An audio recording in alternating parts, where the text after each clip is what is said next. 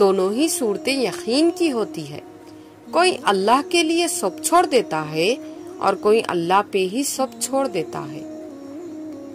جن خدا پہ بھروسہ کرتے ہو نا، تو پھر کیوں اپنی قسمت سے ڈرتے ہو؟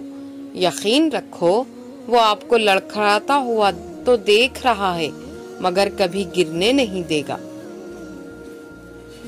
پاک ہے وہ رب جو برداشت سے بڑھ کر دکھ نہیں دیتا، مگر جب سکھ دیتا ہے تو انسان کی اوقات سے بڑھ کر دیتا ہے۔ کو منزلوں کی فکر ہوتی ہے، وہ لذتیں دیکھ کر رکتے نہیں، اپنا سفر جاری رکھتے ہیں۔ کسی نے سچ کہا ہے، ہر نئی شے کو پرانا ہونا ہے اور پرانے کو مٹنا ہے، فنا ہونا ہے۔ رزق میں عیب نہ نکالو، پسند نہیں تو مت کھاؤ۔ جو نعمتیں اللہ نے دی ہے ان پر اللہ کا شکر ادا کرو، کیونکہ بہت سو کو یہ نصیب نہیں ہے۔ ماں کی گود سے خبر کی دیوار تک، زندگی کے ہر پہلو پر نظر ڈال کر دیکھ، اللہ کے سوا کوئی کام نہیں آتا۔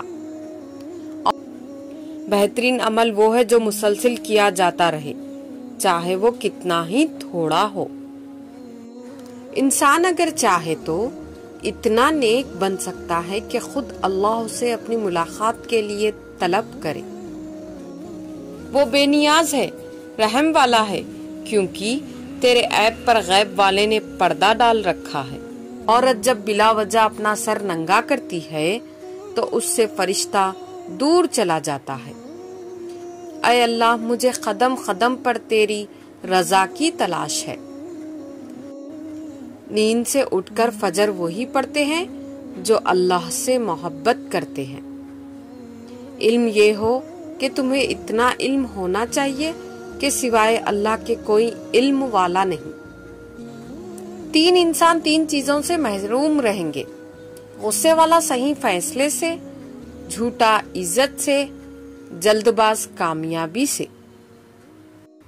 انسان جس بات کو دل میں چھپانا چاہتا ہے وہ اس کی زبان کے بے ساختہ کلمات اور چہرے کے آثار سے نمایاں ہو جاتی ہے۔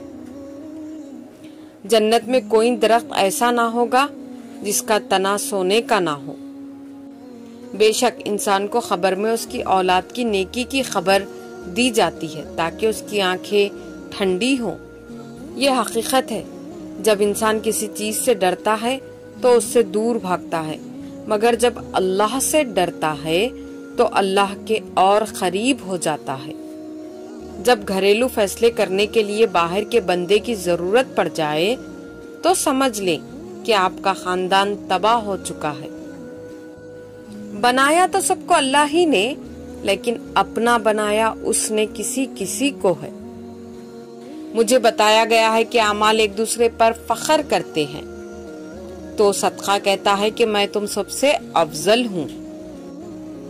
اے وحدہ لا شریک لہ، کوئی ایسی بارش برسا دے، کوئی ایسی دھوپ نکال دے، کوئی ایسی ہوا چلا دے جو کورونا وائرس کو دنیا سے ختم کر دے، آمین۔ تم کیوں گھبراتے ہو مقدر کے فیصلوں پر؟ کیا تم نہیں جانتے تمہارا اللہ غفور الرحیم ہے؟ کچھ لوگ زندگی میں شامل تو ہوتے ہیں مگر زندگی نہیں ہوتے۔ اللہ نے اس سانپ کو جس کے منہ میں بیٹھ کر شیطان جنت تک پہنچا اور آدم کو بہکایا، اس سانپ کو اصفہان میں پھینکا۔ جو سچے ہوتے ہیں وہ تہذیب کے دائرے کا لحاظ کرنا بھی جانتے ہیں اور صبر کے گھونٹ پینا بھی۔